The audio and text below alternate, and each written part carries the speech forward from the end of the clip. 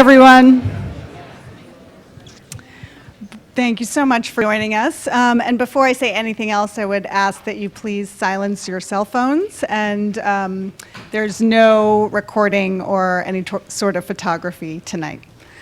I'm Sarah Newman, the James Dickey Curator of Contemporary Art here at the Smithsonian American Art Museum. And it's a true pleasure to welcome you to this performance tonight by Mickalene Thomas and Terry Lynn Carrington.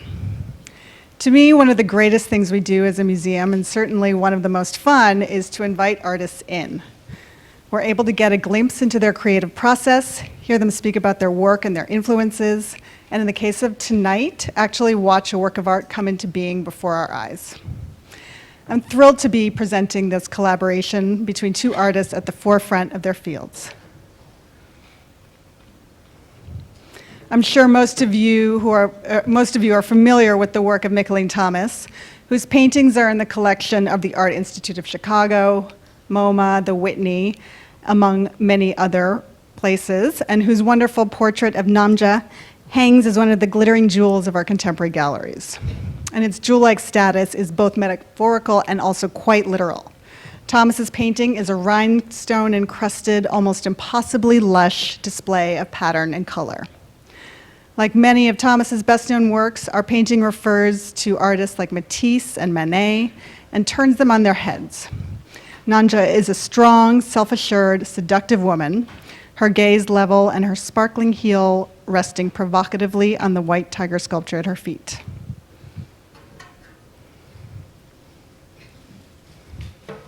Thomas's multifaceted investigation of personhood and race and sexuality and art history find form in Entropy, tonight's collaborative performance with Terry Lynn Carrington.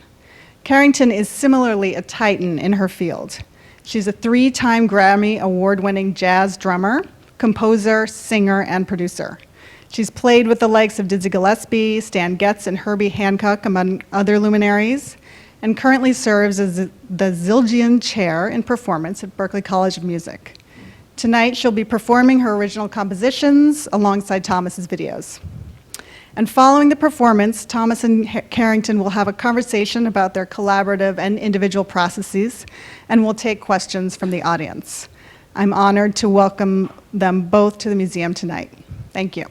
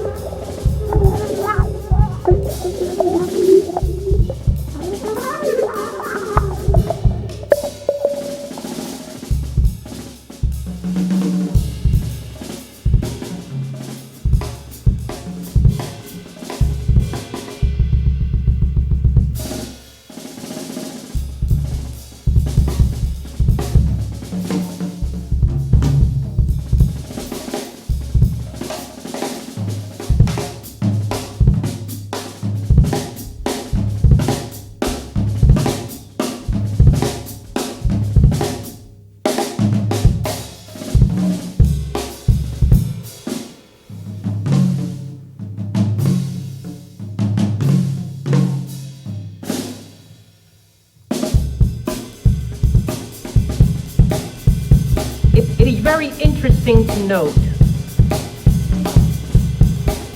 that everyone, with the exception of the black woman herself, has been interpreting the black woman. I've been interpreting the black woman. Black woman.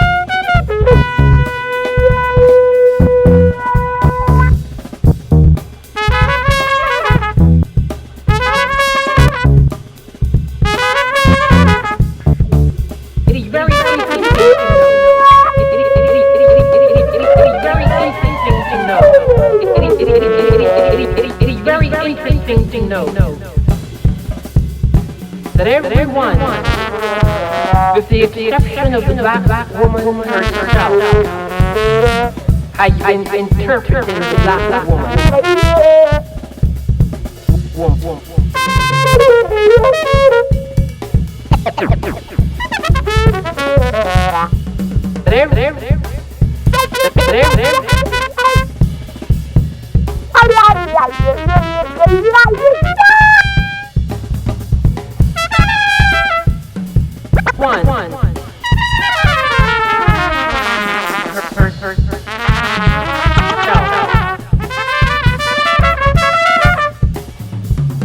Black woman herself.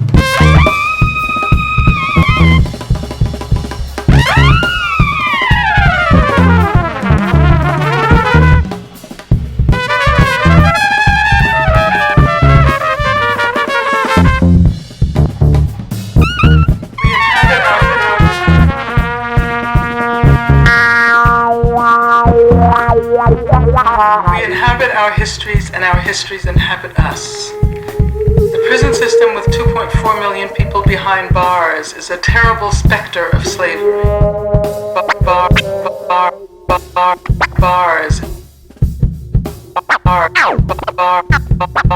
Bars is a terrible specter of slavery. Slavery. And if indeed we can say that slavery was abolished, we cannot deny that it still haunts us. Still haunts us.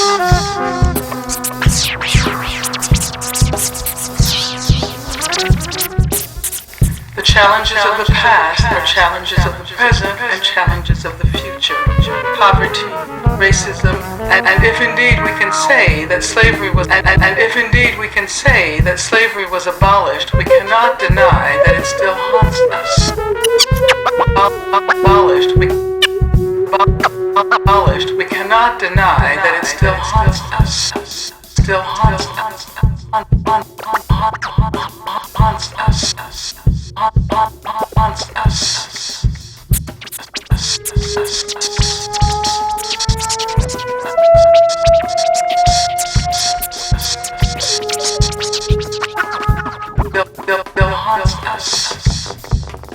Challenges of the past are challenges of the present and challenges of the future. Poverty, racism, xenophobia, homophobia, freephobia, freephobia, freephobia, freephobia,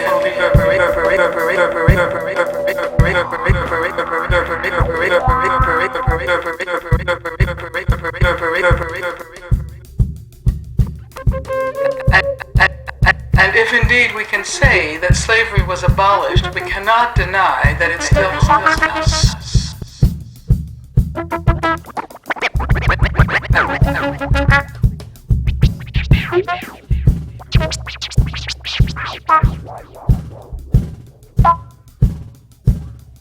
Still haunts us. Haunts us. Haunts us, haunts us, haunts us, haunts us.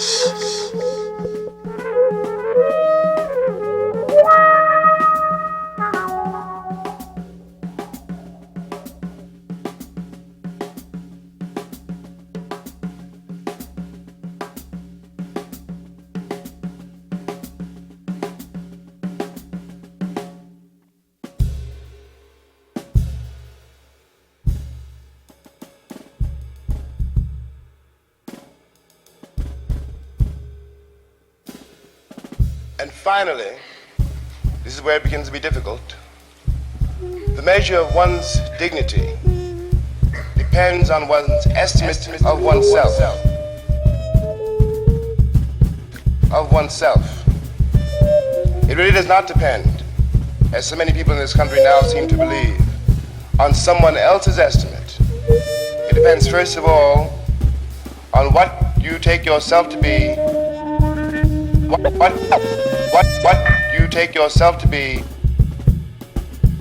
what you take yourself to be, what your real standards are,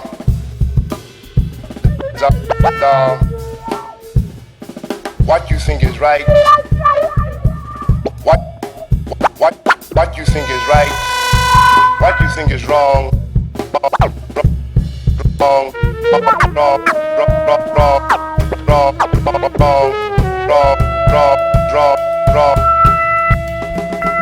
What you think is right, what you think is wrong,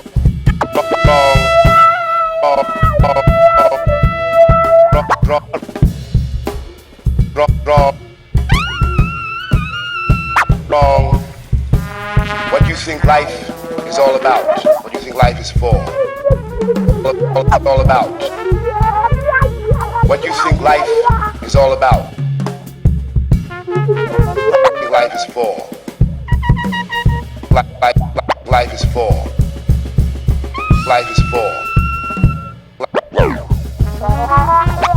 Life is for. The aims of a society are and always must be. The aims of a society are and always must be to inculcate in its citizens a certain sense of security.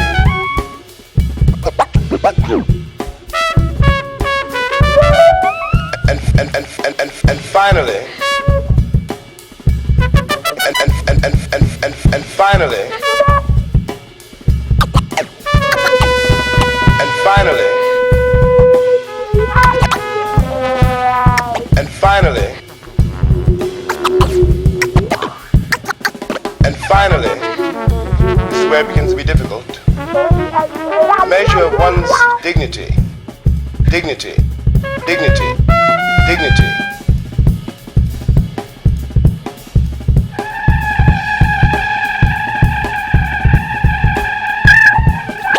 Dignity, dignity,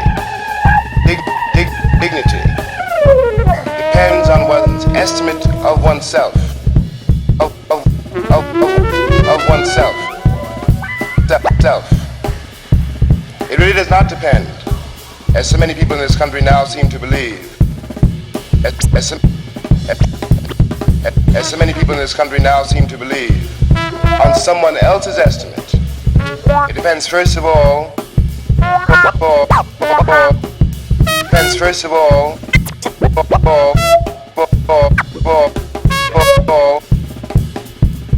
finally, this is where it begins to be difficult.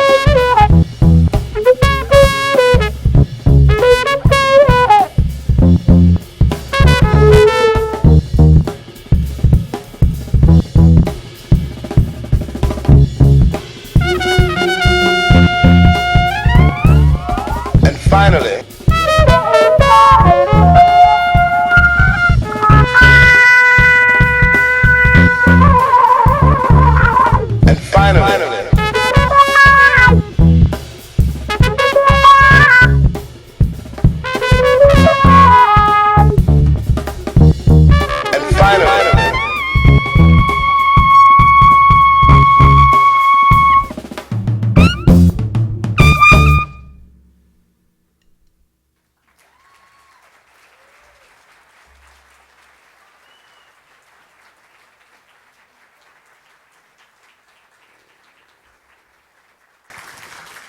Thank you very much.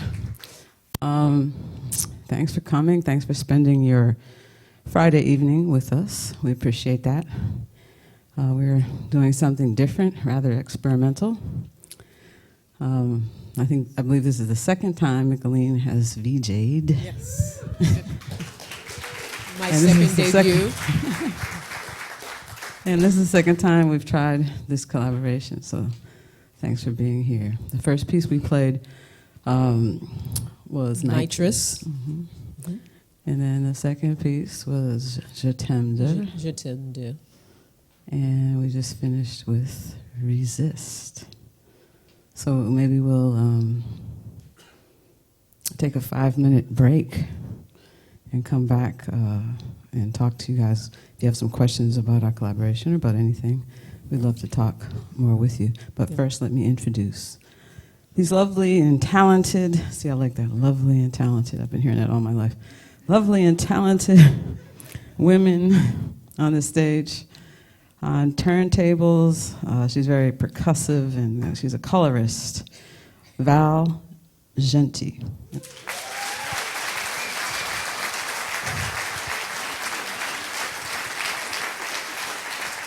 You know, actually, I've known her for years and years and never said her last name before because she goes by DJ Val. So I'm not sure what possessed me to try to say her name tonight when I've never actually asked her how to pronounce it. It's only that's the name I put on the checks. So that's why I know it, but she's DJ Val, so let me introduce her correctly. DJ Val.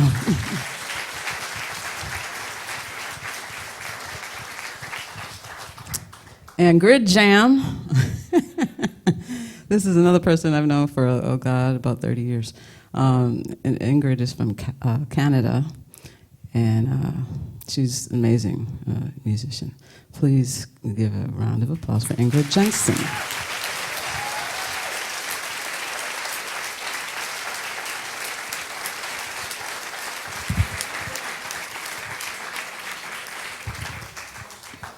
And Terry Lynn Carrington on drums. 3-time Grammy winner, Terry Lynn Carrington.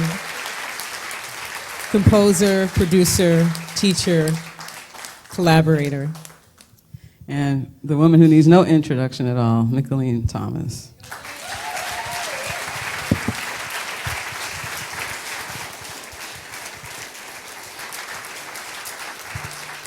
So we will be right back. Please don't leave. I heard there was a fear that you may leave, but the conversation could be interesting.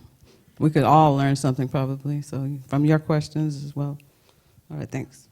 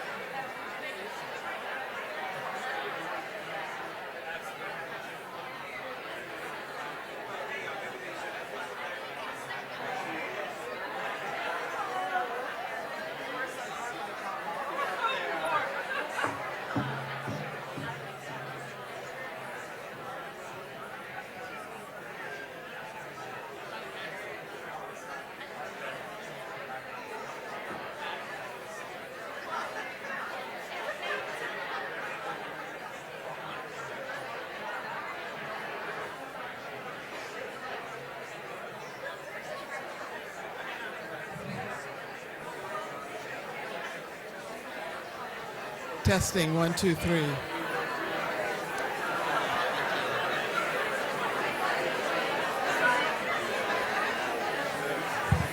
Testing, 1, 2, 3. Testing, 1, 2, 3. Testing, 1, 2, 3.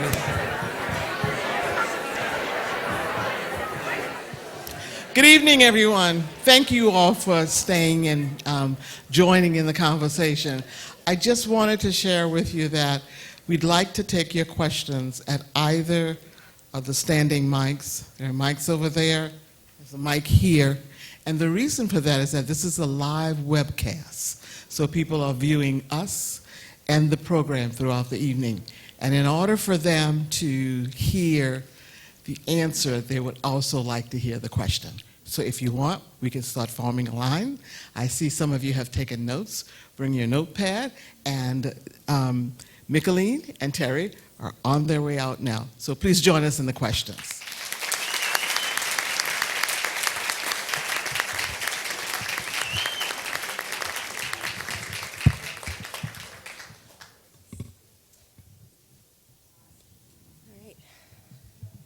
Hi. I first of all just want to say thank you very much for that experience. I want to talk about resist because I felt, first of all, you warmed us up really well.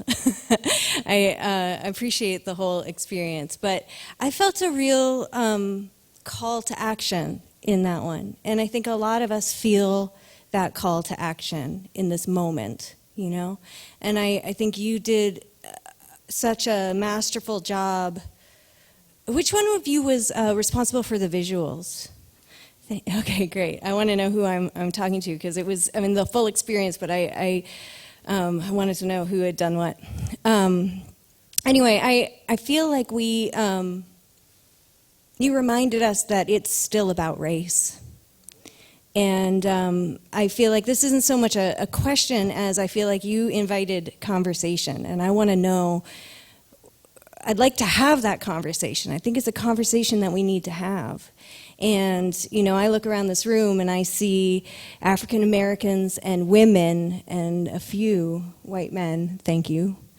And I feel like the struggle has changed recently. More women have joined. Those of us that were at the Women's March felt something really powerful there, and now we have splintered. And I want to know what your thoughts are on what this moment is asking of women and of us.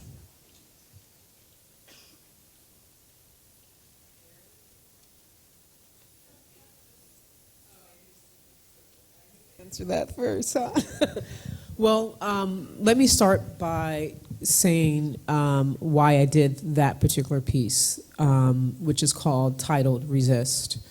It was inspired by I Am Not Your Negro. I saw this film, and Terry and I were in the middle of our collaboration, and after seeing that film, and just in the light of everything that was happening, it just seemed like as a visual artist, like the great opportunity to do something.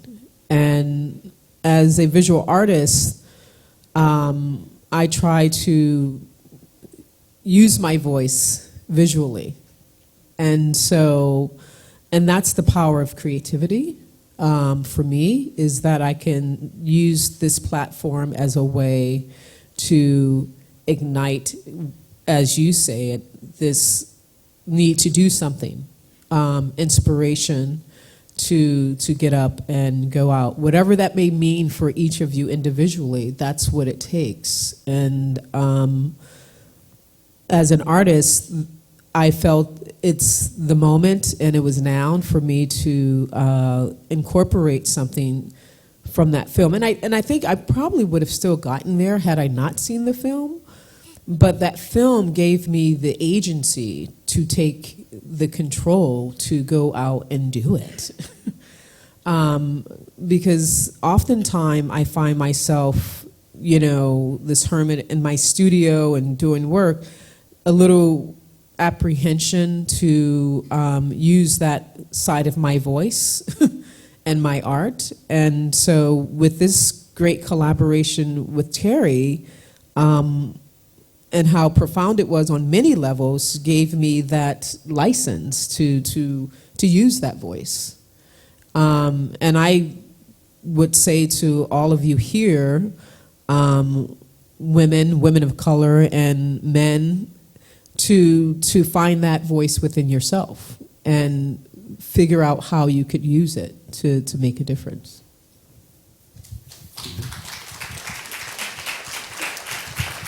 Yes.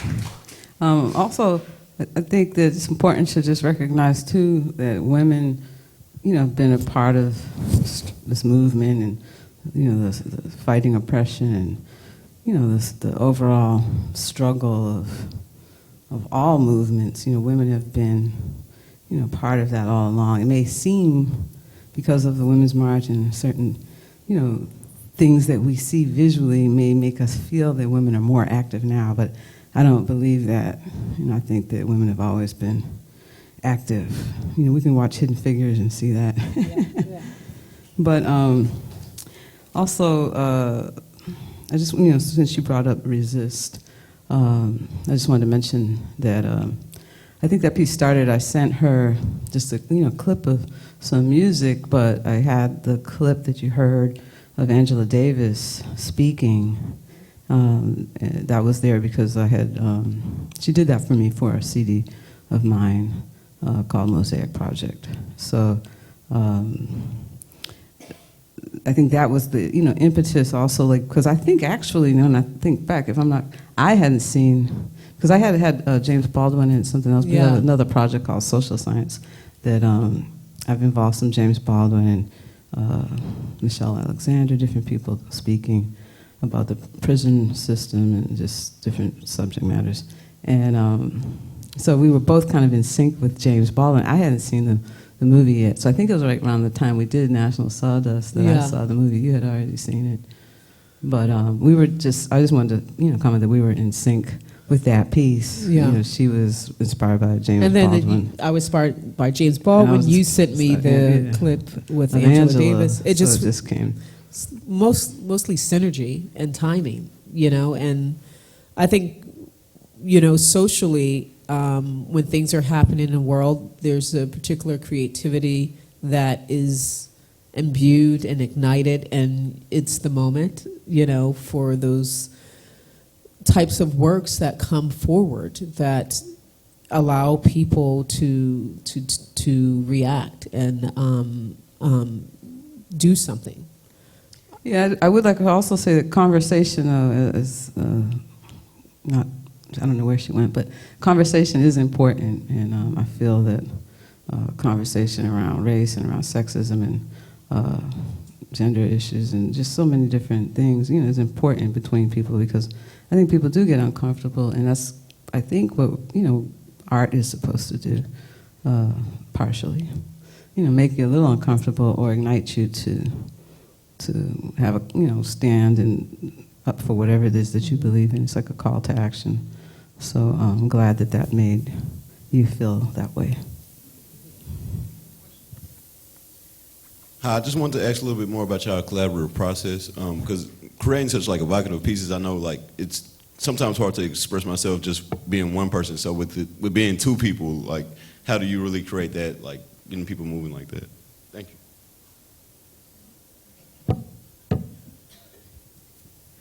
Your question is how did we collaborate to make something? Well, for me as a musician, I collaborate every time I'm on stage with other musicians. So I'm used to the collaborative process. I always make my art with other people for the most part. Yeah, because it's funny, because when we first started talking about it, I think Micheline had envisioned just solo drums with her work, and I couldn't really envision that as clearly as she could, because I'm used to other people to play off of, and to hear different melodies and harmonies. And if I write music, I'm writing with more instrumentation, more melodic information than the drums can provide. So that was the beginning of our conversations. And so then I suggested a different band configuration. And then we came together and she really liked the idea once I came back with the idea, second idea, of a trumpet and a DJ. And that it was all women. Yes, the first incarnation was not. Yeah, I was In really my brain. excited about that. Only because and the DJ and trumpet, but I did initially. My first thought was that it would just be a collaboration with Terry and I together as her, music and my visuals. But I think it's actually developed into what it should be, and it's so much better. Like, I can't imagine it now just with the two of us, because I think Val and Ingrid play a huge part in what's happening up here on stage. Yeah, the universe always unfolds as it should.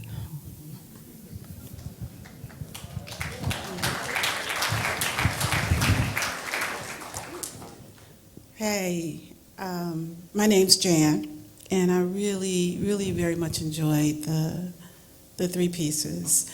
And I just wanted to share what came to me when I was watching the second piece.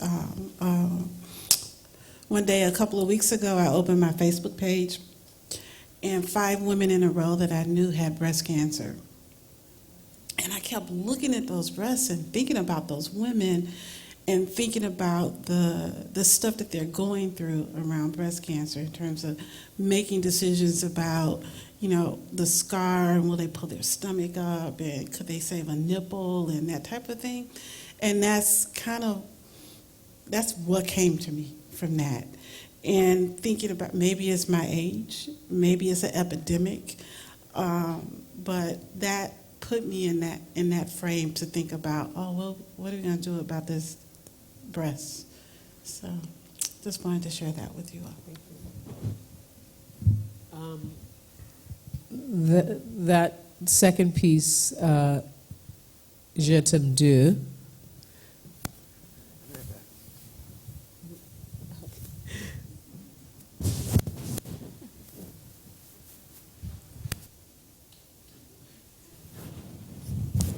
I'm not sure what just happened, but I'm getting it from here, and then Terry just left the stage, so.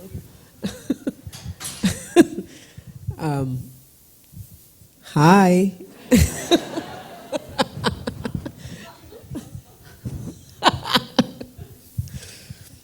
Next question. Sorry, I'm dealing with it's that time. This would be much nicer if it was a small black towel, but we don't have those, so we have a big white bath towel. Sorry. I have a question for Micheline. How much of what you were doing up there was improv? Tonight, probably like 60% because Terry went and did an improvisation of her drumming. And so I realized that we weren't really doing anything that we really rehearsed. So I had to go for it, and I think that was great because I was about to freak out, but I was like, okay, just go for it. It's like, oh, she's improvising right now. This is jazz. No, but I said to you earlier, Sissy, you're a jazz musician. Yeah, she put me in that jazz space. I was like, oh, this is jazz. This is what it is. This is jazz. So I was happy for that because it took me out of my comfort zone. And I have to say that this being my second time VJing with my visuals with music, I wasn't sweating as much. I was looking at Terry, which you're supposed to do, and just going with the flow. So it was really fun for me to do that and not be so, fixed and boxed in a way of this is how it's supposed to be. So that was really challenging, and I think how it should be, you know? Just the visuals are all there for me to play with, and so that's what I just did, which was a nice way, and not have it be like, okay, I know every move for every sound. It was just like, just to go with the flow. Yeah, I think that, you know, that's what makes this interesting, you know, every time, because I think as musicians, we cannot play the same way really twice in a row. So I think I was saying earlier today when we were talking that it's nice to see visual art being created at the same time. You know, like we are used to, jazz musicians are used to creating on the spot. So unless we make a record. If we make a record, of course, then you can listen to it, and that's what that is. If you do a painting, somebody looks at it, and it can be looked at forever, like that. But when you come to a live performance, you're right there as it's being created. And I would love to see, you know, more visual artists finding ways to, you know, have you in the studio with them, have us in the studio with them as something's being created.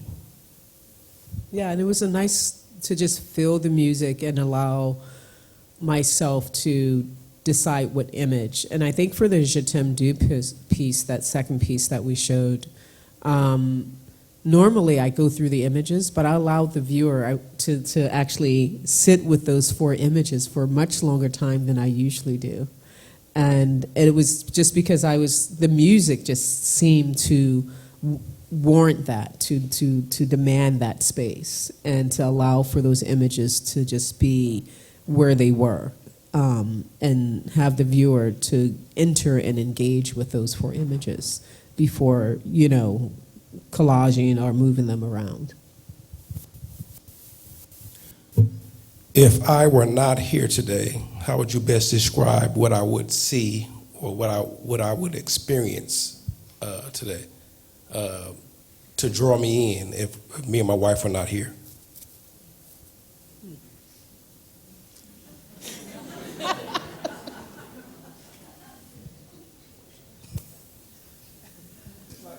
What is your motivation? Why? What is the motivation behind?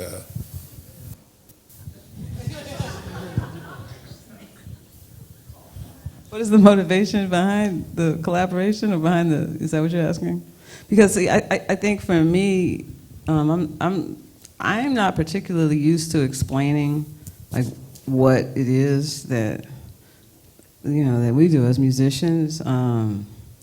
I think, you know, in some fields, you know, some artistic fields, people can explain it. There's a long backstory, and, you know, people feel closer to the art if it's being explained to them. But in jazz, I think a lot of times it's really up to you to interpret. And so to say what you would see, I don't know, because I don't know what we will do really the next time. You know, there's a theme. You know, every piece has a theme. And, you know, we improvise around that theme. The way I look at what I do as a jazz musician is try to find freedom within a given set of boundaries, and also to try to keep stretching those boundaries. And so hopefully you feel some of that. But as far as motivation, I don't know. Why does anybody decide to be creative? I think it's just in us. We're all creative. Some of us access, you know, that part of us more than others, or more extroverted than others. So I'm not sure what I would say to describe what you would see if you come. Hopefully you'll, you know, feel it more than anything. Yeah, and just the nature of the title entropy, which is usually interpreted sometime as a randomness or disorder of, you know, a closed or a system and outside of a system. And so that was one of the reasons for naming what we're doing entropy, because I think entropy is like jazz. You can't, sometimes it's beyond the parameters and sort of the boxes that you want to put it in, and to leave here with what it is, I think, is to say that jazz is just one thing. And that's what we're doing here. We're bringing 4 women together with their experience and talent and expertise and creativity, and making something. And for me, it's about that happening, that moment, that energy, and to allow the viewer to take away the experience and for themselves, and to have that for themselves, and they can describe it and, you know, and share it in some way. Good evening. My name is Lorenzo. First, I just want to thank you for the performance tonight. It was a beautiful piece, both visually and audio speaking. 2 questions. One, I'm interested in what I was hearing was kind of a mix of acid jazz and hip hop, and I wanted you all to talk about why those 2 genres of music were important, or the best genres to display the video collage, and also Mickeline's work, which is collage traditionally. The melding of those 2 musical art forms, why did that mesh well with this type of visual and artwork that Mickeline does? And the second question has to do with just how you wanted us, the audience, to perceive the work. And so, did you want us to look at the pieces as 3 distinct pieces, or were they kind of all one that we should take in together? I saw them as 3 different bodies of work, and the question that I had afterwards is, did I miss something because I didn't see how the 3 of them connected? I saw them as 3 different pieces of artwork. Thank you. Well, they are 3 different pieces of bodies of work, with the music and the visuals. One being Nitrous, the first one, and that was taken from a series of paintings and collages that I've created from my Untitled series, and inspired by some of Picasso's Tête de Femme images that I've created. And I had made these abstracted faces and figures a while ago, and played with them visually, and presented that to Terry. And so the music came. It was a tete-a-tete in some way, where I presented her with these videos, and she then was inspired by the visual image to make the music. And so they are 3 separate pieces. And then the second being Je t'aime deux, which is actually a piece that I made a while ago. And it's about 2 lovers and sort of black women loving each other, and seeing each other and looking and taking in everything that one may see when they are waking up, and, you know, that sort of woman-on-woman desire that is not often spoken about or talked about or presented in art. And I think it's, as a queer woman, it's important for me to put those signifiers in my work. And I think Terry responded to that piece, and that the music with that is just the slowness. It just really allows you to like sit with it, which can be quite haunting at times, because I think a lot of times we're uncomfortable with that stillness and that quiet space of lingering movement and sound. And that image, those images work for that, because it's like confronting or forcing the viewer to engage with these bodies. And then the Resist I talked about, where that inspiration, we talked about where that came from. But I think on the, you know, to answer your other questions, which I can't remember right now, because that's how my brain works after talking. Maybe you can answer. You probably remember the rest. You can answer the rest. I'm sorry, they're acid jazz and hip hop. Sorry. Yeah. Okay, so Micheline sent me Nitrous first, but it wasn't complete. You know, it was like Yeah. under a minute, I think. Yeah, it was like 22 seconds or something like that. So then, but I guess I did immediately hear something that felt a little more acid jazz. I don't like labels, so I never really use them. But something with a groove. Everything I do has a bit of jazz and a bit of funk, pretty much. That's kind of just who I am, where I live. But I hear you with acid jazz. I don't see it really as hip hop so much, you know, the grooves and stuff that I was playing. I've never heard a hip hop artist really play. But I can see why you may feel that way. So that visual of that 22 seconds definitely had that kind of acid. Actually, the word acid did come to my mind. Well, nitrous. I think I had, was it Right. trippy? I don't know. I had a word and something that was going on. As soon as I saw that, tripped out, I don't know, something. So they were right on time with that.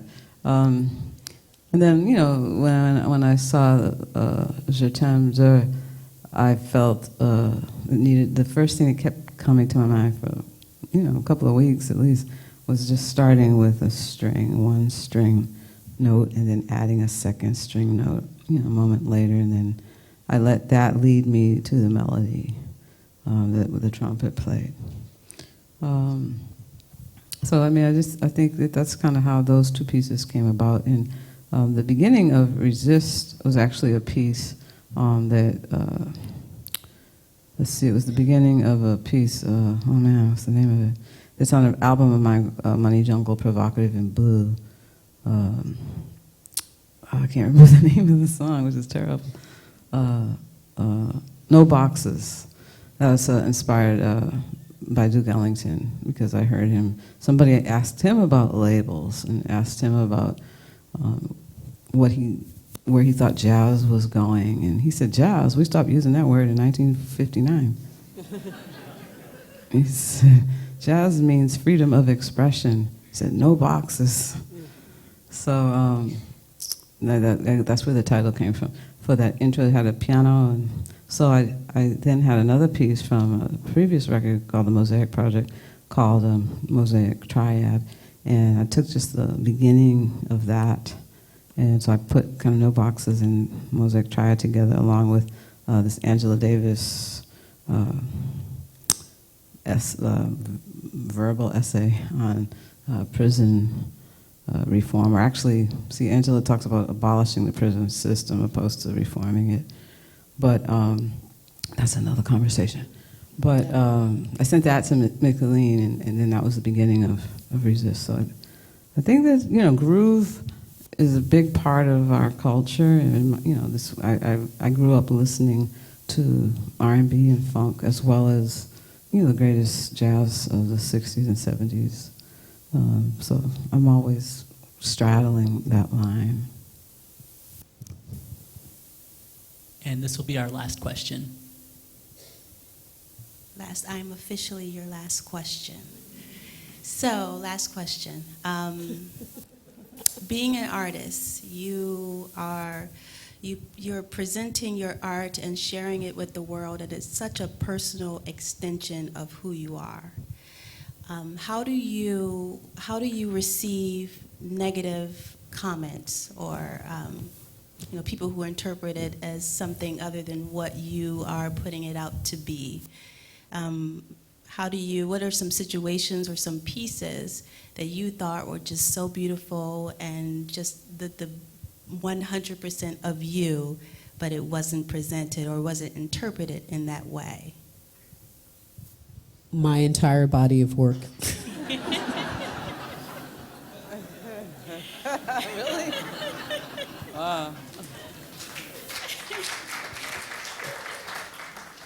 No, it's an important question that you're asking, but it's, you know, get a lot of criticism for my work and some of the images. It's not always accepted, or people don't always like it. Sometimes it's a little garish and it's gaudy and all over and decorative and all of these things that are resistant to discourses that we know of or talk about in Western art history.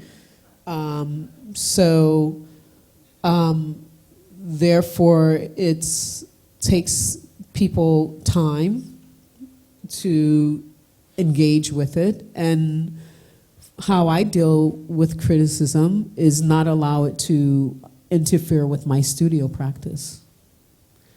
And if it's something that I feel that is a criticism that I should think about, I think there was one thing that I did get a write-up by Roberta Smith once. And I remember her saying in one of her reviews of my work that they were something about them being too fast. And I don't know, Roberta Smith is a, woman of a particular voice in the art world. So I thought, what does she mean by that? And so I began looking at my work to try to figure out what that meant, too fast. And so I started slowing down. And the work got better. When you say slowing down, you mean the process of making it? The process of making it, research, just how they're produced, how they paint it. So, yeah, just slowing it down. So. I listen to music all the time. I mean, when I first met Terry, I secretly recorded her drum session and took it back to the studio, right, babe? And made some collages based on listening to her music. Her music inspired me.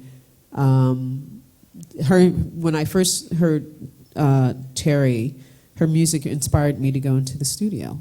And there's a lot of musicians that do that for me, And so music is a big part of my practice. The other day I actually just was thinking about Grace Jones, so I put her on. Millie Jackson is someone I listened to for a series of work that I was making.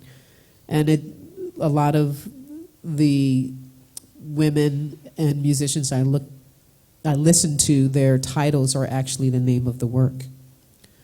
So I don't usually title my work until it's finished. And depending on what I'm listening to, that becomes the name of the work. So there's usually these hidden things in there. So you'll see a lot of music titles in my work. Rumor Has It and all of the stuff. So, yeah. I think that we have to be, careful with criticism because I think some of it can be constructive, and some of it, some critics are to me frustrated artists, and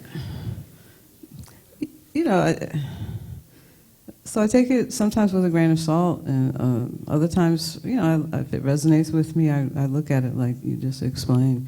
If I think about I've actually gotten a lot of good press, a lot of good criticism.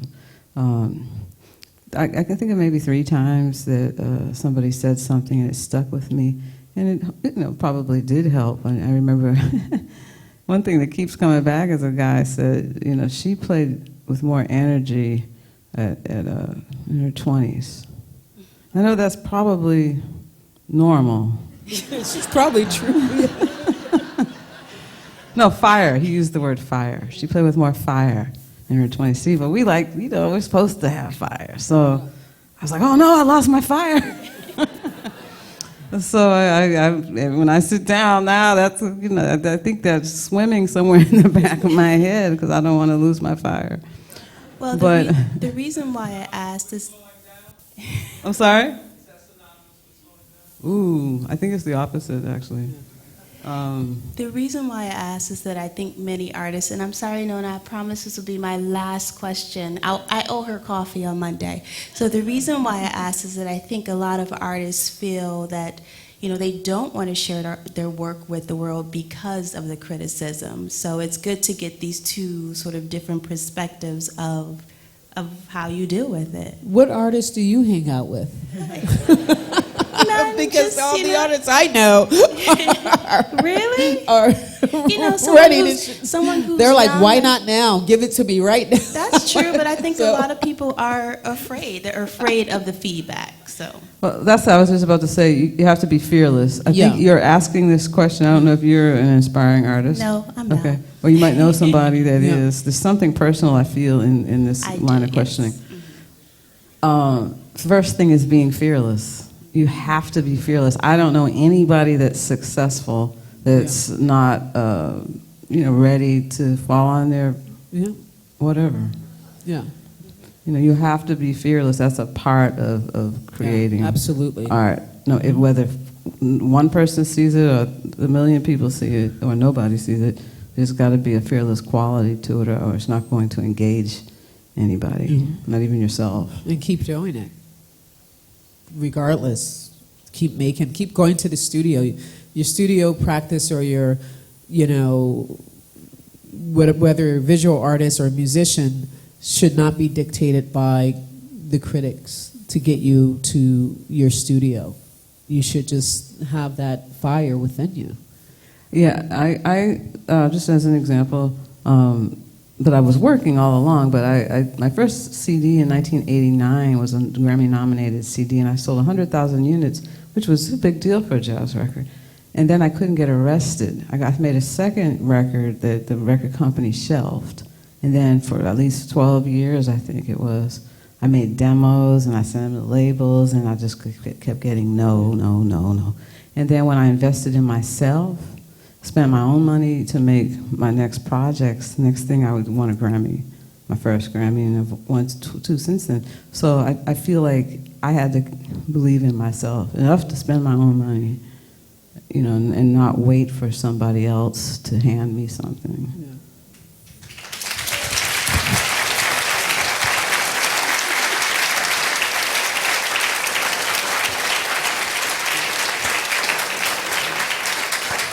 Well, we are so grateful that the two of you all are embracing your art, presenting it, and exploring new ways to share it with us.